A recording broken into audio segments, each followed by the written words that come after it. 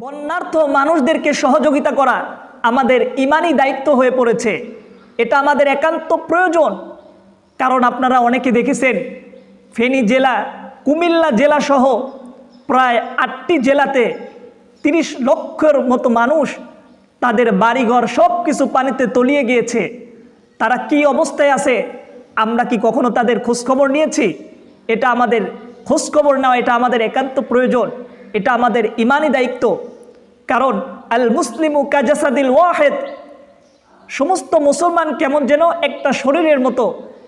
যেমনিভাবে একটা শরীরে আঘাত লাগলে সমস্ত শরীর সেই আঘাতটা অনুভব করে, অনুরূপভাবে একজন মুসলমান যদি কষ্ট পায় তাহলে সমস্ত মুসলমানের সেই কষ্টে ব্যতীত হওয়া দরকার। এই জন্য আপনারা যেভাবে পারেন তাদের দিকে সহযোগিতার হাতকে বাড়িয়ে দিন।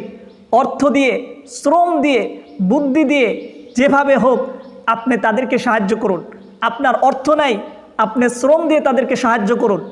অথবা আপনার শ্রমও নাই, অর্থও দিতে পারতেছেন না, শ্রমও দিতে পারতেছেন না, আপনি তাদেরকে বুদ্ধি দিয়ে সহযোগিতা করুন।